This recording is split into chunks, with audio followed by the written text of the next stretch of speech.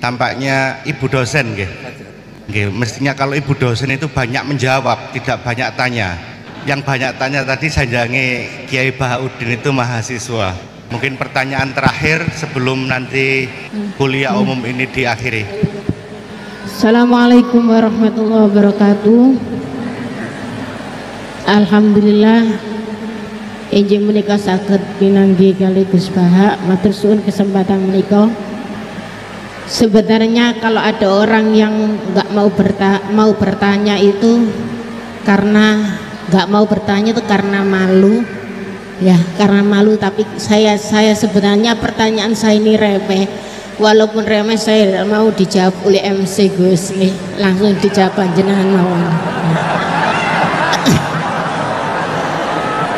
Mengatakan Gus, di antara yang disampaikan dalam perkuliahan tadi disampaikan bahwasanya jangan pernah menolak khilaf, karena khilaf adalah salah satu cara untuk mengawal hukum Allah. Begitu nggih. Untuk saya yang mutafaqih ya, bukan faqih, saya mutafaqihah. Untuk mendalami ilmu fikih itu kayaknya walaupun waktu saya ndak expired ya, sudah tua saya ini Gus G, sudah berumur dan minim sekali pengetahuan saya tentang fikih. Sementara ini yang saya tahu dari bekal mondok saya, dari keluar mondok saya yang saya dapat, sak kaku-kakune ilmu fikih itu masih fleksibel. Senajan nanti itu mabainal halal wal haram itu tetap saja ada yang menghalalkan, sehingga dalam praktek keseharian saya di kampung itu kalau ada orang tanya, kalau dijawab secara kaku itu kadang-kadang ndak matuk. Tapi saya kasih sekiranya sepengetahuan saya itu bisa untuk menjawab dan menenangkan pertanyaan mereka. Cuma kadang-kadang tindakan saya ini saya yakin pasti nanti panjenengan nyalano nggih.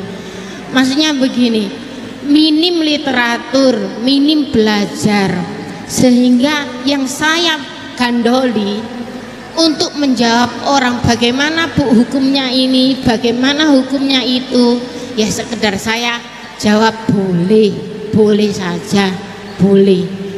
Sekiranya pertanyaan itu tidak dalam koridor sing syarat pasti itu, misalkan bagaimana hukum meninggalkan sholat, tidak. Semisal hukum-hukum yang kadang-kadang kita itu fikih itu kalau di pondok itu kayaknya kok dinamis ya.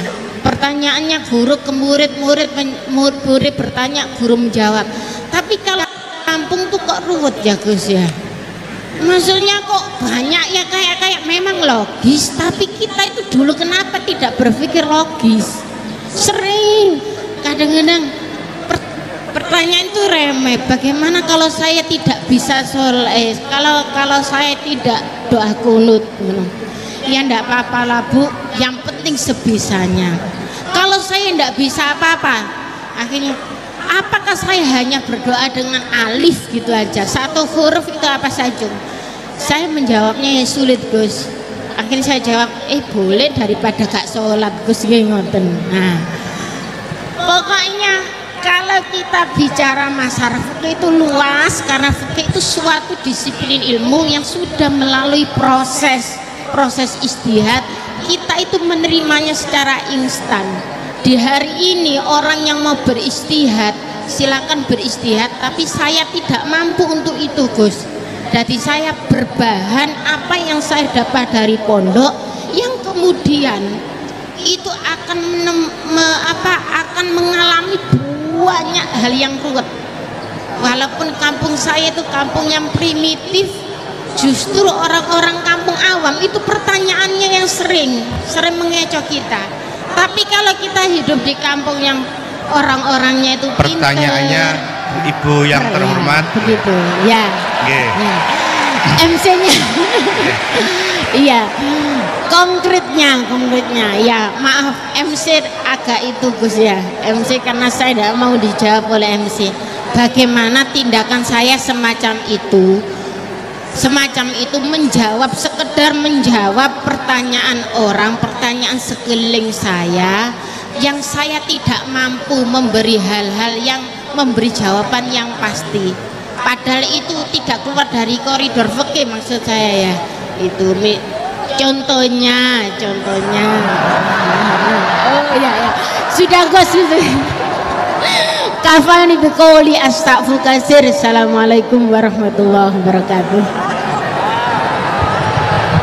Baik, terima kasih.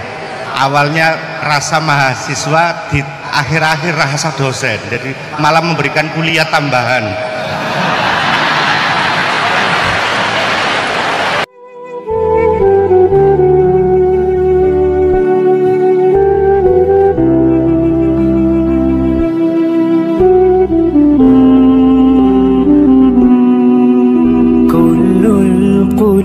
إلى الحبيب تميل ومعي بذلك شاهد ودليل أما الدليل إذا ذكرت محمدا فترى دموع العاشقين.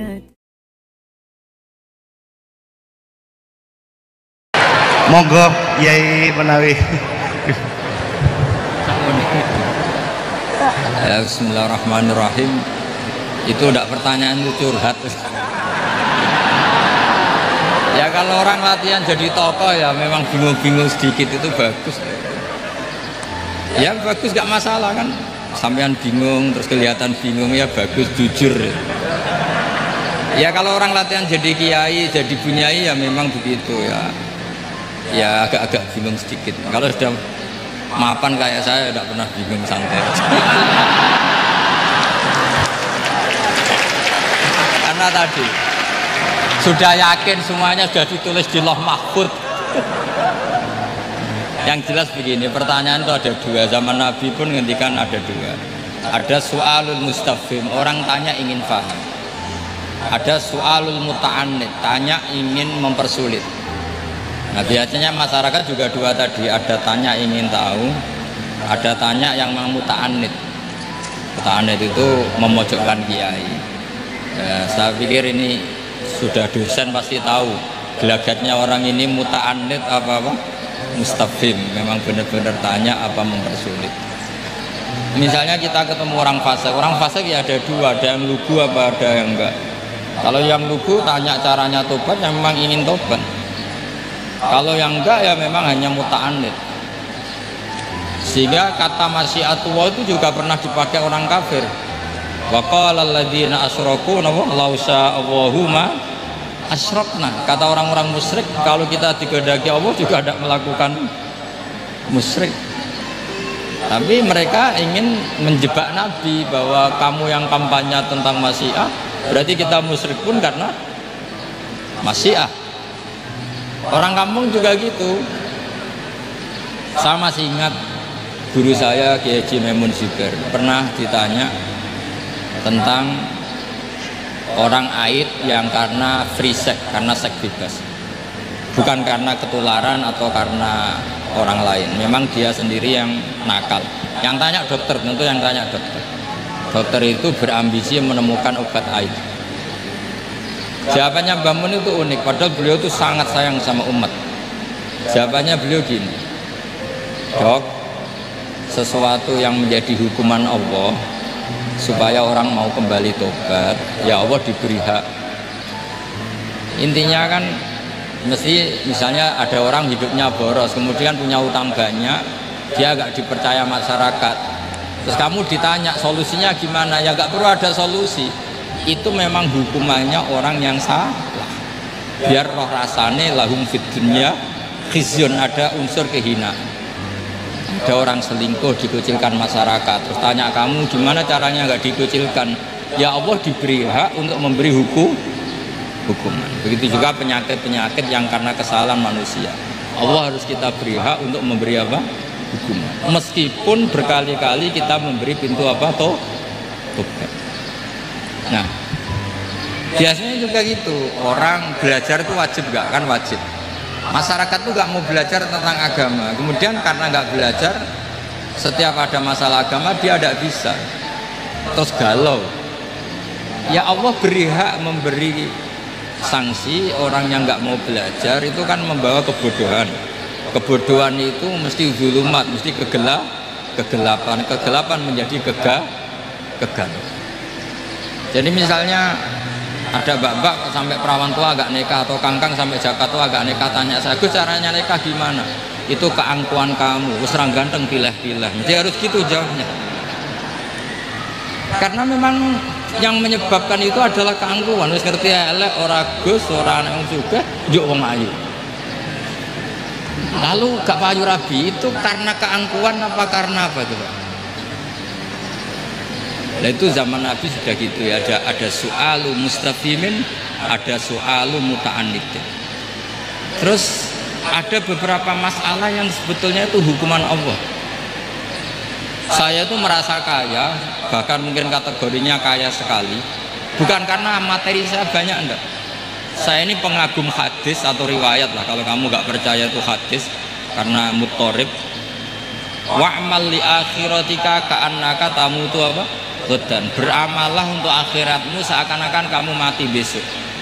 Saya ini kan kecelok kiai gede, di 200.000 menurut saya itu banyak sekali. Wong urip nganti sesuk di 200.000 ini mewah menurut saya. Sampean kan enggak, ora kiai, goblok, bayangno urip nganti 10 tahun ke depan. Duit 2 juta ya kurang, 10 juta ya kurang. Padahal konsep kita ini kata Rasulullah atau kata ulama lah yang jelas itu. Ngamallah untuk akhiratmu seakan-akan mati besok. Maka hidup saya itu tenang sekali. Cara di masalah misalnya saya suatu saat sampean bully, paling pikiranku dibully masyarakat, sesuk wis mati, sesuk wis bar, sesuk kok ijek urip, bayangno sesuk meneh, sehingga aku nganggep punya masalah hanya sehari. Kamu kan nggak bayangkan hidup itu panjang, sehingga yang merasa miskin terus, sehingga kadang merasa istrinya kok ini terus padahal masih panjang. Jadi kalau kamu pakai konsep ulama tadi, wa'mal li akhiratika ka'annaka tamutu dan beramalah untuk akhiratmu seakan-akan kamu itu mati besok. Sehingga yang saya asik ya kalau sholat itu saya asik, ngajar asik, karena ini untuk bekal mati. Kalau uang betul, tanyakan istri saya punya uang 200.000 itu langsung banyak sekali. Uang urip nanti sesuk ada duit 200.000 itu mewah betul ya. Terus kemudian ada orang galau, uang 10 juta kurang 20. Kegalauan ini adalah dia salah persepsi, nganggep urip itu panjang. Ini wayul hihimul amal, orang yang dibuai oleh angan-angan. Nah ini melebu alhaqumut takatsur hatta zurtumul maqabir. Ya bu dosen yang rasa mahasiswa ya, atau mahasiswa yang rasa dosen tadi kata MC. Ini enggak gitu, keliru MC. Dosen yang rasa bunyai. Jadi lebih keren, dosen yang apa? Rasa bunyai. Ya saya kira demikian. Assalamualaikum warahmatullahi wabarakatuh. Para kiai dan ibu nyai, para Gus dan Neng, hadirin hadirat yang dimuliakan oleh Allah, dengan dijawabnya pertanyaan dari Ibu dosen rasa bunyai tadi ya, maka sesi kuliah umum bersama panjenenganipun Kiai Haji Ahmad Bahauddin Nur Salim Al-Hafidh telah di penghujung. Ternyata memang antara di YouTube dan aslinya itu hampir sama. Paling tidak ini mengobati penasaran kita, dan dengan muajahat dengan beliau ini kita punya sanad ilmu kepada beliau, karena tampaknya beliau ini mengidolakan sanad. Dan terus beliau orang hebat karena memang gurunya Mbah Mun, sebagaimana sahabat orang hebat itu karena gurunya Nabi, berarti yang hebat itu gurunya. Mboten klindu-klindu, kesimpulannya klindu, mohon maaf.